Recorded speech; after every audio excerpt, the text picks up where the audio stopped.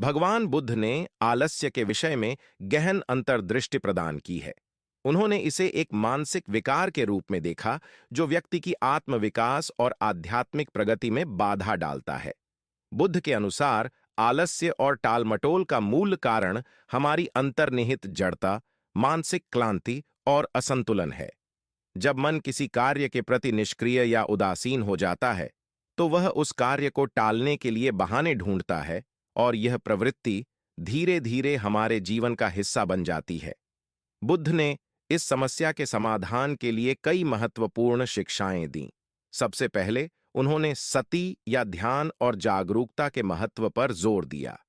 जब हम अपने मन और विचारों के प्रति सचेत रहते हैं, तो हम यह पहचान सकते हैं कि हम किस स्थिति में आलस्य कर रहे हैं और इसके पीछे क्या कारण है। इस जागरूकता से हम अपने आलस्य को दूर करने और कार्य के प्रति तत्परता विकसित करने में सक्षम होते हैं।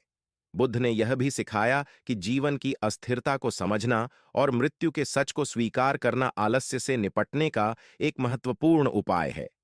जब हम यह समझते हैं कि जीवन क्षणभंगुर है और हमारा समय सीमित है, तो हम अपने कार्यों को टालने के बजाय उन्हें प्राथमिकता देने लगते हैं। इस विचार से हमें समय का सदुपयोग करने और अपने कार्यों को तत्काल पूरा करने की प्रेरणा मिलती है। इसके अलावा बुद्ध ने सम्यक प्रयास, राइट एफर्ट पर जोर दिया।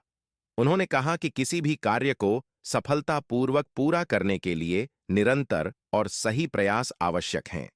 जब हम अपने लक्ष्य को प्राप्त करने के लिए अनुशासित प्रयास करते हैं, तो टाल-मटोल की आदत अपने आप खत्म हो जाती है।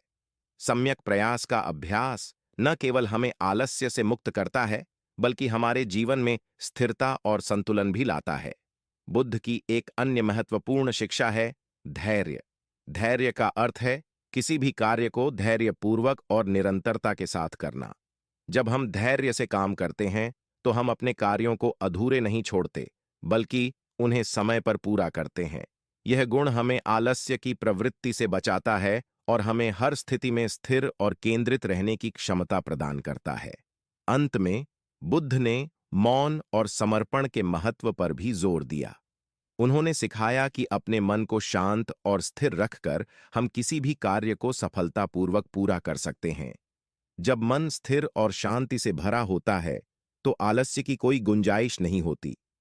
इसके साथ ही समर्पण के साथ किए गए कार्य न केवल समय पर पूरे होते हैं, बल्कि वे हमारे जीवन में गहरे संतोष और सफलता का कारण भी बनते हैं। इन सिद्धांतों का पालन करके हम आलस्य की आदत से मुक्त हो सकते हैं और अपने जीवन को अधिक उत्पादक और संतुलित बना सकते हैं।